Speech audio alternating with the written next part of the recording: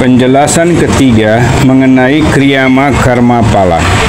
Kriyama Karma Pala adalah pahala dan dosa seseorang yang belum sempat dinikmati dan belum sempat ditebus semasa hidup di kelahiran sekarang. Ketika orang itu meninggal, tersimpan menjadi karma wasna pada jiwanya dan akan dinikmati dan ditebus oleh jiwa itu ketika jiwa itu lahir kembali dengan badan setula barunya di kehidupan kelahiran yang akan datang. Setiap orang yang lahir di dunia ini ketika lahir telah menunjukkan bahwa dirinya telah membawa nasib atau takdirnya sendiri. Nasib atau takdir ini disebabkan oleh karma wasna, yaitu data-data perilaku yang tersimpan pada jiwanya. Karma wasna yang disebut suratan atau nasib atau takdir ini dapat dilihat dalam perjalanan hidup manusia.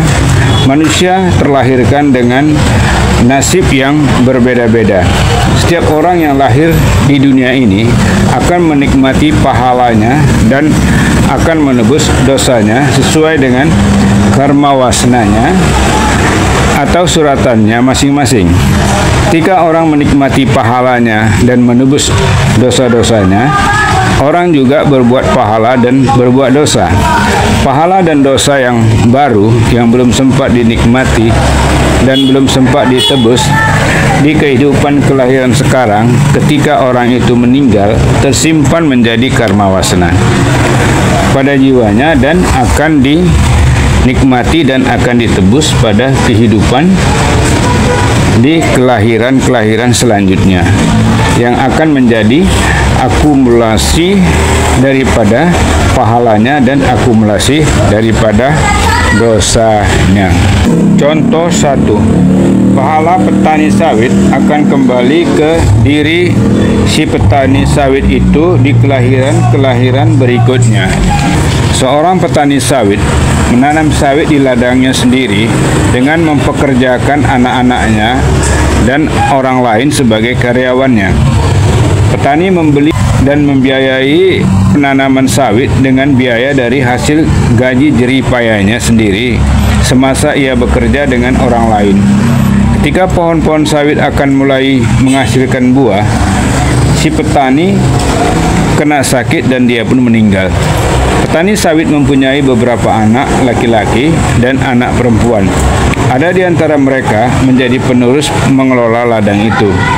Ketika petani masih hidup, petani membesarkan anak-anaknya dengan kasih sayang, kedisiplinan, pengarahan, bertukar pendapat, dan memperhatikan pendidikannya dengan baik dan benar, sehingga anak-anaknya tumbuh berkembang dengan pikiran yang cerdas, berperilaku ramah, sopan, dan pandai mengurus harta warisan orang tuanya.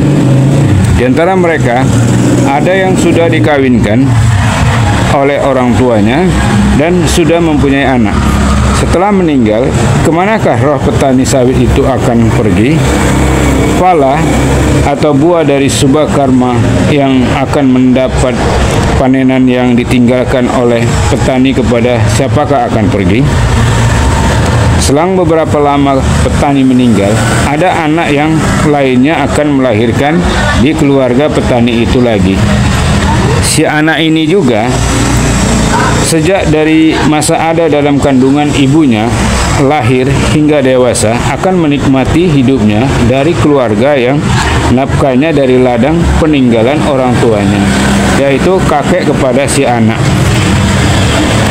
Siapakah gerangan roh bersubah karma wasna ini yang menghidupi badan setula sang anak ini, yang hidupnya dibiayai dari oleh orang tua yang mendapat warisan dari kakeknya?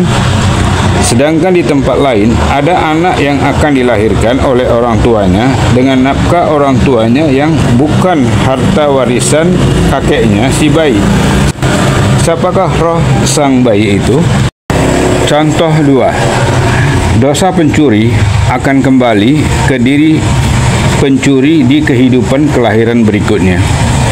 Seorang pencuri untuk memenuhi kebutuhan hidup dirinya dan keluarganya menggunakan uang dari hasil kerja maling Pencuri menikmati hidup dari uang penderitaan orang lain untuk kebutuhan kesejahteraan dan kebahagiaan hidup dirinya dan keluarganya semasa hidup.